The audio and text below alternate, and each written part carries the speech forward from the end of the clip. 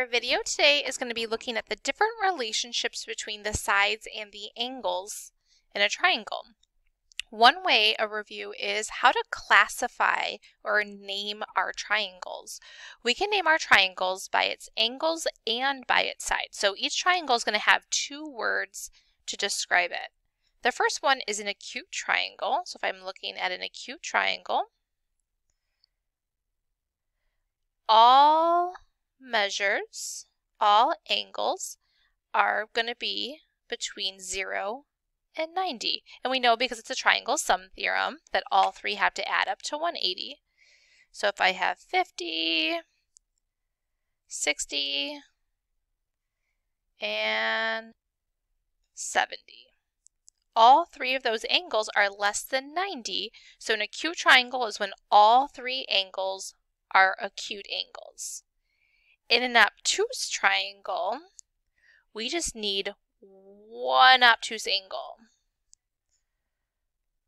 One angle. And an obtuse angle is that it's greater than 90 but less than 180. The other ones are going to be acute because of the restrictions of the fact that they have to add up to 180. In a right triangle, we have one angle that is a right angle. One right angle, and a right angle is equal to 90 degrees. Remember, that's what that box there means, is that it's a right angle. It's a 90-degree angle. Our last one is equiangular. Equiangular, equal, that means that all three angles in our triangle are going to be the same.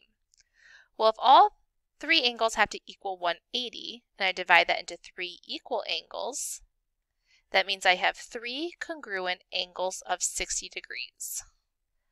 All congruent angles, which means all angles are equal to 60 degrees. So each triangle, we're going to be able to name it either an acute, obtuse, right, or equiangular. Now that same triangle then has another word to describe it. We're going to name it or classify by its side measures. If I have a triangle and it's scalene, that means all three sides are different. All three sides are different or no congruent sides. In an isosceles triangle, we have two sides that are congruent. And there's a lot of vocab that goes along with an isosceles triangle. The sides that are congruent are the legs, and the side that's not congruent is the base. And then you've got base angles and vertexes that we're going to get into more. The last kind is an equilateral triangle. In an equilateral triangle, that happens when all three sides are congruent. All three sides are congruent. So when you classify a triangle, you can classify it by its sides and by its angle measures. So if I'm looking at this triangle right here, if I want to classify by its angle, because I have one angle that is 112, this is going to be an obtuse triangle because I have one obtuse angle. That's that 112-degree angle. I don't even care about what the other angles are going to be at this point, because if I have one obtuse angle, the whole triangle is an obtuse triangle. Then I look at the side measures. I've got an 8, a 7, and a 12. That's going to make this a scalene triangle because I have no congruent sides. All sides are different.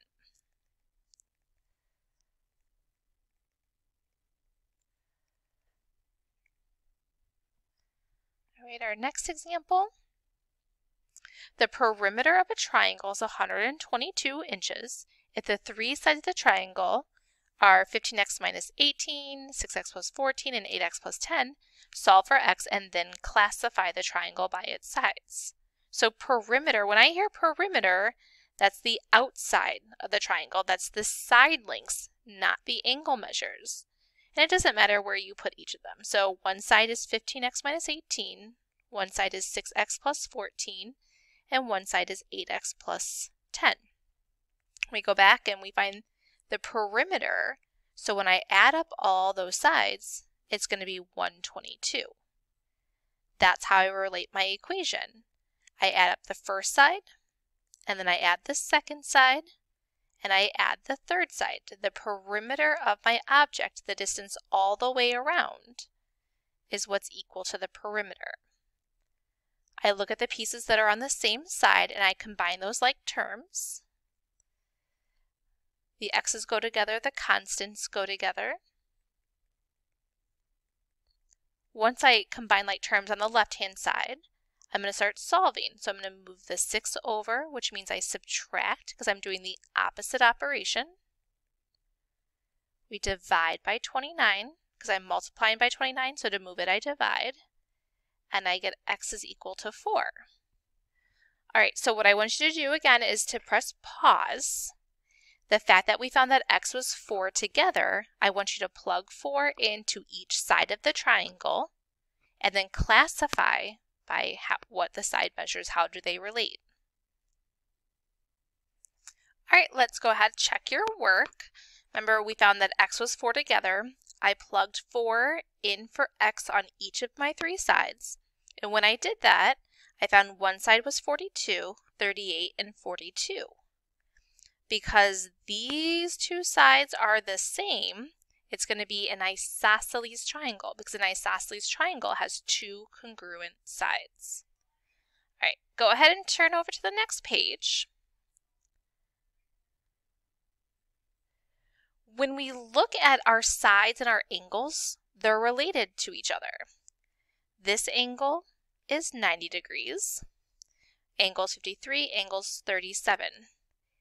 And then I have sides 3, 4, and 5.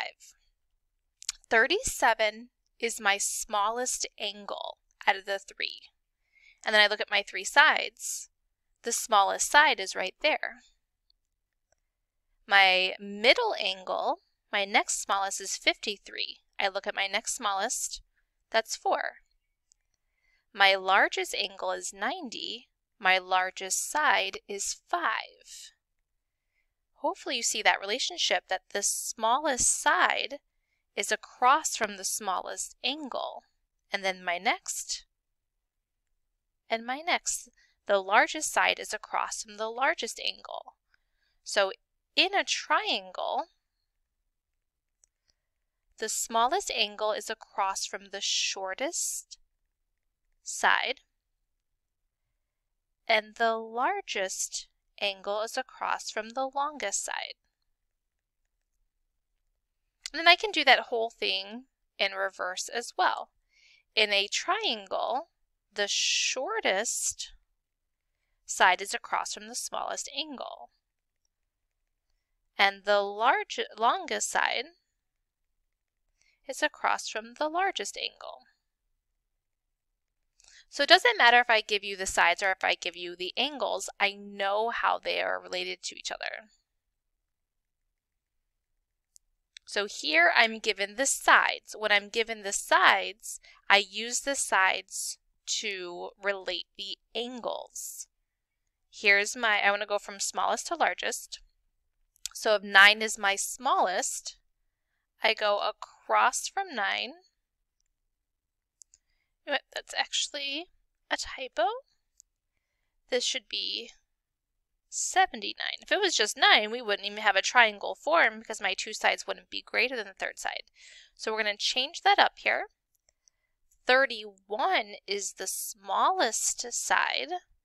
Therefore, angle B is the smallest angle. Then the next one is 79. 79 comes next, which means the next smallest angle is angle B.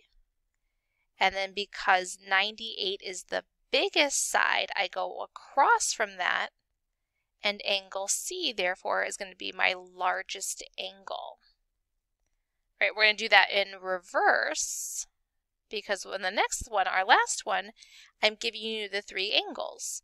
I use the angles to relate the sides. This one isn't telling me to put the angles in order, I'm putting the sides in order.